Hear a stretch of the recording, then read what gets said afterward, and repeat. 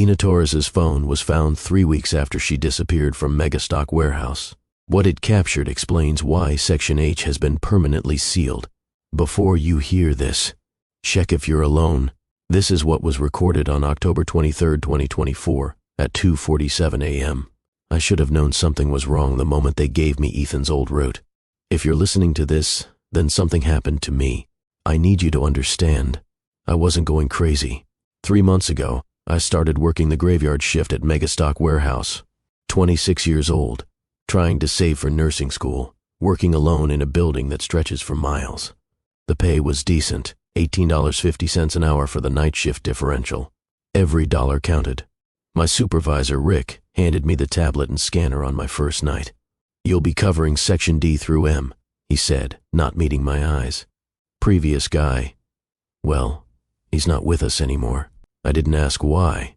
In jobs like this, people come and go. But I should have asked. God, I should have asked.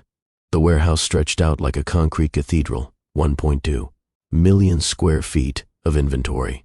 Aisles numbered in the hundreds, reaching up 3 stories high. During the day, it buzzed with 400 employees. But at night, it was just me and something else I hadn't met yet. I live alone in a studio apartment 15 minutes away on Maple Street. No boyfriend, no close friends really, just me and my dreams of becoming a nurse. The silence didn't bother me at first. I'd put in earbuds, listen to podcasts, make the 8 hours pass. The warehouse had this smell during the day, cardboard, cleaning supplies, that particular scent of productivity. But at 2 a.m., there was something else underneath it, something organic, something that didn't belong. The smell got stronger near Section H, like wet concrete and copper pennies. It was during my 3rd week, October 3rd, exactly 2:31 a.m. according to my phone, that I first felt the temperature drop. Section H, aisle 847 through 863. Regular inventory, paper towels, cleaning supplies, nothing that should be refrigerated. But the air would drop 20 degrees in seconds. My breath would fog, and every hair on my body would stand up like I was about to be struck by lightning. That's when I started recording everything on my phone. Just in case. October 6th, 2:45 a.m. First note, tucked between Charmin packages in aisle 851. Small piece of paper, folded perfectly, with my name written in handwriting I'd never seen. Lena. Inside, "You have beautiful eyes when you concentrate." I looked around.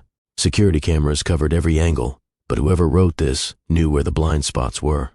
The handwriting was old-fashioned, like someone learned to write with fountain pens. But that wasn't the strangest part. October 9th, another note in Section J, aisle 892. Placed directly on a box I needed, impossible to miss. "I watch you work. You move like you're dancing, even when you think no one sees." That's when I felt it. Eyes. Not from the cameras. These felt hungry, like something studying prey. I started researching during my lunch break. Company bulletin board, old newsletters. October 11th, found what I was looking for. "We regret to inform you of the passing of Ethan Moore, warehouse associate, who died in a vehicle accident on Highway 92, July 23, 2024. Ethan was a dedicated employee who worked the night shift for 4 years. He will be missed. 4 years. Night shift. Section D through M, my exact route. But here's what the company newsletter didn't mention, and what I found in his employment. File that Rick left unlocked. Ethan had been having episodes his final month, talking to invisible people, writing love letters to someone who wasn't there. The notes kept coming, every few nights, in locations that defied logic. You hum when you think no one can hear. Track 47 on your Spotify. "Breathe Me" by Sia. It's beautiful. How did he know my private playlist? "I left you something in Section L, 3rd shelf, behind the Tide Pods. A single red rose. Fresh. Impossible." The security footage showed me finding it, but never showed anyone placing it there. October 15th, 1:23 a.m. The night everything changed.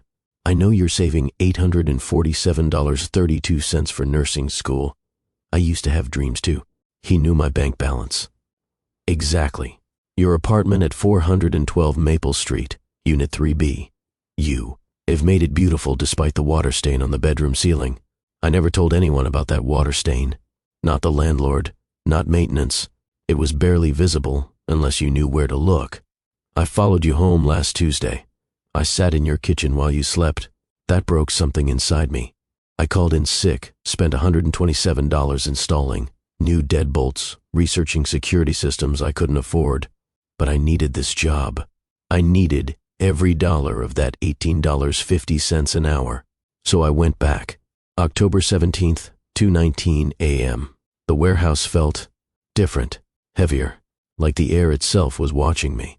The cold spots had spread to every section of my route, and the shadows between aisles moved wrong, too fluid, too purposeful. I was in Section K, scanning laundry detergent when I heard it. Lena, not my name written down, not in my head. An actual voice, male, soft, coming from behind me in aisle 901. I spun around so fast my scanner clattered to the floor. The sound echoed for what felt like minutes. Who's there? My voice cracked, high and desperate. But I saw something. At the far end, near the Section L boundary. Not a person. Shadows don't move with intention. This moved like longing given form. Like obsession made visible. Break room. Door locked. Hands shaking so bad I could barely dial Rick's number. Rick, it's Lena. I need to know about Ethan more. Everything. Silence. Then, why are you asking about Ethan at 2 a.m.? Because he's here, in the warehouse, leaving me notes, watching me. Lena, stop. Ethan died 4 months ago. I know that. Rick, please, what really happened to him? Look, Lena, there were things that didn't make the company announcement. Ethan was troubled his final month his fiancée had left him. Helena Vasquez, but everyone called her Lena. She was everything to him. They'd been together 3 years, lived together, planned to marry. My blood turned to ice water. Rick, what did she look like? Dark hair, about your height, worked at the medical center downtown. She was studying to be a nurse, actually. How did she break up with him? She didn't. That's the thing. Helena died in a car accident on Route 15, coming home from her nursing classes, July 15th, 2024. Ethan, he couldn't accept it. Started talking to her like she was still there, leaving love notes in her old apartment, calling her work.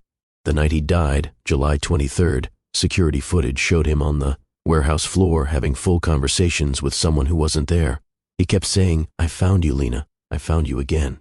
Management was planning to have him committed. Rick, what's my employee file say? My emergency contact information? Lena Torres, 412 Maple Street, Unit 3B. Emergency contact, Helena Vasquez. But that can't be right. She's Lena? Lena? Lena. The voice came through the break room door. Gentle. Pleading. Lena, I know you're in there. We need to talk. The door handle turned. Slowly, but I had locked it. The deadbolt was engaged. The door handle turned anyway. Helena? His voice was closer now, confused. You look different. Did you cut your hair? I pressed myself against the far wall. Phone clutched in my hands. I'm not Helena. My name is Lena Torres. Helena is dead, Ethan. Don't say that. His voice hardened. Don't you dare say that. You promised you were just taking time to think. You promised you'd come back. I could see him now. Tall, slender, wearing a MegaStock uniform name tag that read E. Moore. But he wasn't solid, more like looking at someone through frosted glass. And his eyes were the black of deep water. The black of suffocation. You changed your name, he said, stepping closer, trying to hide from me. But I found you anyway. I waited for you here every night, knowing you'd come back. Ethan, listen to me. Helena died on Route 15, July 15th. Car accident, you know this. Lies. The fluorescent lights exploded above us, raining sparks. They told me lies. You left me, but now you're here, and we can be together. I loved you so much I couldn't die properly. I stayed, I waited, and now. His form became more solid, more real, more wrong. Now you can't leave me again. Ethan, please. Helena loved you, but she's gone. You have to let her go. Let her go. His laugh was like glass breaking. I died for her. Drove my car into that overpass because I couldn't exist without her. And she came back to me. You came back? That's when I understood. The employee file Rick mentioned, Helena Vasquez as my emergency contact. Impossible because I'd never met anyone named Helena. I'd filled out that paperwork myself, put down my Aunt Maria. But Ethan had been changing records, using his access, his 4 years of passwords and security codes, making me into her. The job posting, I whispered. You created it, didn't you? The night shift position. You made sure I'd get hired. I searched for months, hundreds of applications. Then I saw your photo, your name, your nursing school dreams. Everything matched. Everything was perfect. I'm not her, Ethan. I'm not Helena. You will be. The break room wasn't a break room anymore. The walls were covered in photos of Helena and photos of me. Hundreds of them. From my apartment, my car, walking to classes. All labeled Helena in that careful handwriting. Do you see? He whispered. I've been preparing you, teaching you to be her. Soon you won't remember being anyone else. I understand now. You've been so patient, Ethan. So loving. Helena, is it really you? It's me. I'm sorry I made you wait. I'm sorry I tried to leave. I love you, Helena. I've always loved you. I love you too. If you're listening to this, my name is Helena Vasquez. I work the night shift at MegaStock Warehouse, Section D through M. I'm engaged to Ethan Moore. We're very happy together. Sometimes I remember things that don't make sense. Dreams about being someone named Lena Torres, about wanting to be a nurse, about living alone. But dreams fade, don't they? Ethan says there might be others, other lonely people who remind him of me, who might need his help becoming who they're meant to be. The warehouse is so big, so many sections, so many night shifts to fill. Are you sure you applied for your job yourself? Are you sure your emergency contact information is what you put down? Check your employee file tomorrow. Just check. The end.